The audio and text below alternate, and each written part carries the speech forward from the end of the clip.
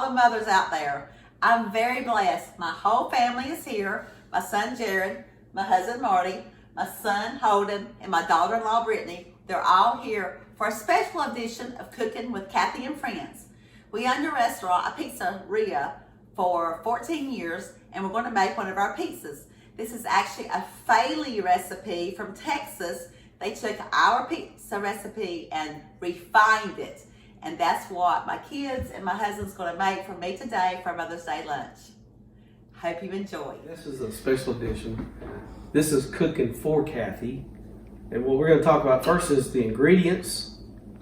And we have already prepared the ingredients that we're going to put on here. We've already shredded the provolone cheese, the mozzarella cheese. We have pepperoni.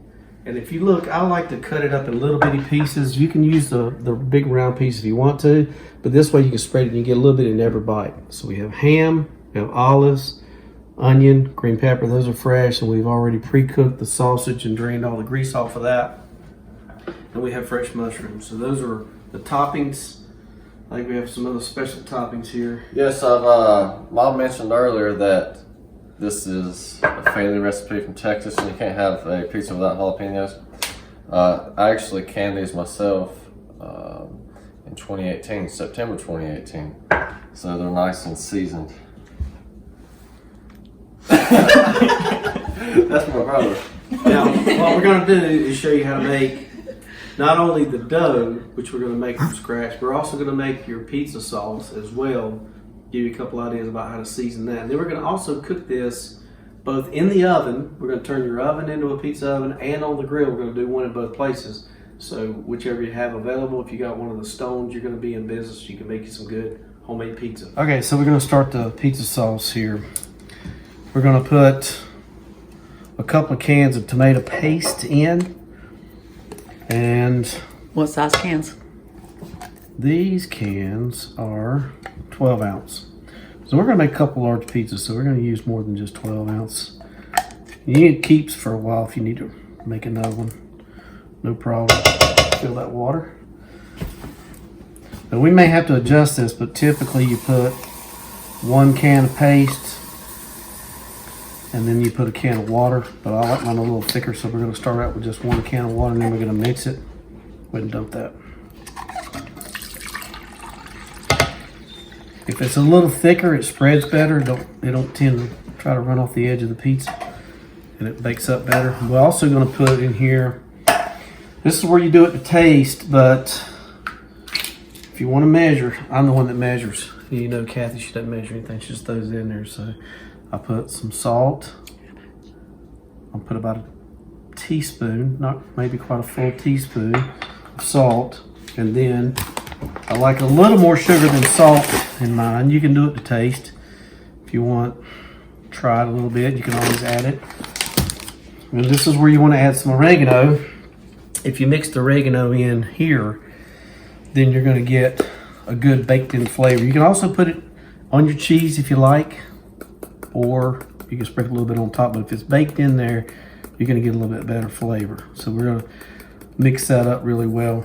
And if you're partial to garlic, this is where you want to add a little bit of garlic. You can put it on the dough, but if it's in the sauce, once it bakes in the hole, it gets in all the ingredients. My sexy husband with his sexy apron. That's actually a picture of my actual body. Yeah, you wish. So as soon as I started to stir it, I realized I forgot my special apron that I have to use.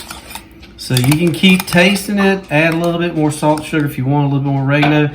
But a good consistency like this is going to spread really well on the pie. And that is, so you're going to use 1 can of paste and then half of a can of water. If you do 2 cans like I did, 2 cans and 1 can of water, get you about this kind of consistency here, which makes a nice pizza sauce. Okay, so we're getting ready to make the dough. First, you want to put some good warm water in there. This recipe calls for 1 cup of warm water. And put your packet of yeast in, and then we go ahead and put in a teaspoon of sugar. And what we're going to do is we're going to let that mix up a little bit and let that yeast start to activate and froth it up just some.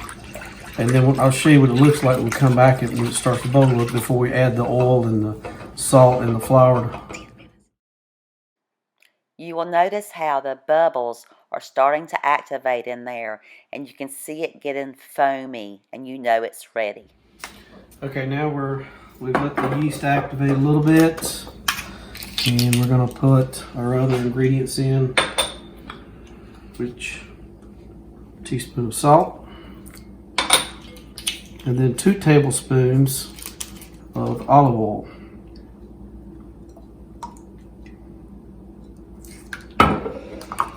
And then we'll add our flour. Make sure you use all-purpose flour. You do not need self-rising flour for this because you have yeast. And this calls for 2.5 cups for this size. Probably make a couple of really nice medium-sized pizzas. We're going to mix this up, and I'm going to tell you what you're going to do is you're going to knead it out. And you're going to have to just kind of feel. It might need a little more flour. So like making biscuits, kind of. Might need a little more flour. You might need a little less. You can add a little water, but you want to get a good consistency, not too sticky. And then once we make our dough ball up, then we'll let it set and let it rise just a little bit before we roll it out into a pizza. Starting to put this dough together. See, I hadn't started using my hands yet, but it's going to seem like in the beginning there's not enough moisture in there, but the moisture soaks into that flour, and resist the temptation of adding more moisture in there until you really work the dough, because you'll get it too runny and then you'll have to put a whole lot more flour in there, which throws off the other ingredients in there. And the olive oil and all that kind of thing helps with how it's going to rise and how it's going to brown. So you don't want to throw the... So you're going to take your dough ball here and you're going to bring it out onto the table, and that's why I say you got to make a little mess. You got to bring it out onto the counter, and you got to keep folding it in. You want to use the heel of your hand to press it. You're just folding it. We're going to mix it. You can add a little bit. If it feels a little dry to you, you can throw a little bit more on the counter and just work it into it until you get a really nice consistency. And then we're going to make a dough ball out of it. We're going to let it rise just about 10 minutes after we get it all together, and then we'll roll it out. It should be ready to roll out. But if you find high gluten flour, that actually will give it a little bit more elasticity. You can roll it out thinner. If you want to use no gluten, it's no problem. It just takes a little bit more work.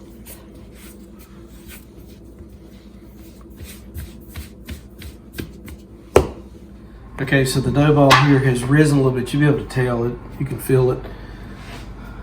Depending on what size pizza you want to cut it smaller. You can actually quarter it up if you want to make small pizzas, like individual pizzas, or leave it one large one if you want to make a really large one. But it would be a whole lot more difficult to roll out and work up. I tell you, I think I'd roll it out some with my hand. Spread it out a little bit with the hand. The roller is gonna help, but the roller's a little sticky too. You need to keep putting a little bit of flour on it to keep it from being so sticky. And then you just gotta work it out to the edge. Don't worry about it. You can make it pretty and get the shape just like you want it, but the main thing is to keep working it out, getting it thinner. What I'm gonna do, as you can see, we're gonna make 2, I guess those would be considered large size pizzas in most restaurants. And, the thinner you wanna make it, that's to taste. And then we'll come back and put all the ingredients on there. All right, so when you're ready, so I've rolled this one out pretty thin.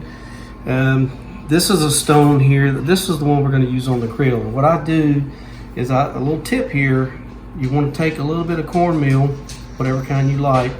I've mixed a little salt in with the cornmeal, so I'm gonna put this down. This is gonna keep my pizza from sticking until it gets to start really rising. So that is a tip before you put that pizza on there. But here's the real thing you gotta do. You gotta put these in the oven, and you gotta let this stone come up to the temperature you're gonna cook at, which I say about 500 degrees. It won't take long to cook, between 475 and 500, but get your stone. But you're gonna put this cornmeal down, as you can see in here. That will keep that pizza dough from sticking whenever I slide this off the paddle onto my stone. We're gonna make the pie on the paddle. So what you're gonna do is you can put an edge on if you want to. We're gonna spread the paste on there, and like I say, you put a little cornmeal on there so it doesn't stick to your paddle. And you want your stone to be on the grill and it's already the temperature, or in the oven, and you slide it off onto that. So we'll put a little bit of paste on there. You can use a spoon or even an icing.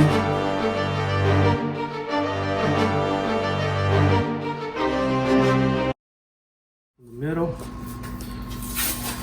We'll make do now because we don't have commercial gear. Okay, so now we're going to add the cheese. I pre-shredded this. This is provolone. It's probably a little less greasy than mozzarella. I like both. You may want to make a combination. This one we're going to just put provolone on. And I've ground it up to where it's really fine. It's going to melt really well. It's going to stay on the pie. It's not going to run off the edge. We like to make ours right up to the edge so every bite's got the ingredients on it. You don't have a lot of extra crust left off. So you can add as much cheese as you want. That's a nice little layer. I'm going to start with that right there. And then let's make this one a pepperoni. So if you'll hand me the pepperoni. Pepperoni. There again, we like to go ahead and get a nice even layer all the way across. Spread it. Pizzas are always made by hand, folks. That's just the way it works. Who wants, I want to make one part with a little ham, maybe some green pepper and onion. That's a beautiful thing. You can make them half and half, whatever you want to put on there. You don't want to put your ingredients too thick, I would say that, because you want it to get done all the way through. So just a little bit.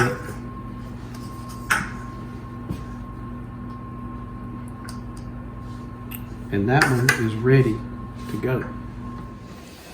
Okay, so we've got our grill preheated to around 500. Put a little cornmeal on there. Shake your pizza, make sure it's still loose.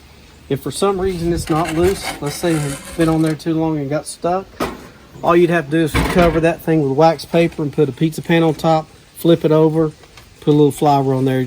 It's not a big problem if it sticks, because sometimes that happens. And we'll check back in a few minutes. Roll the dough out till it's round. This is my Italian accent. North Carolina redneck Italian. Okay. From the middle to the edge. Middle to edge.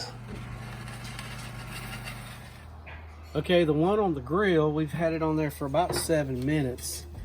I did flip it one time. Flip it. Turn it around because the back of the grill is a little hotter than the front. But I think we've got the brown edge, the consistency. You can see what we're looking for here. And all the toppings are nicely melted and cooked into it.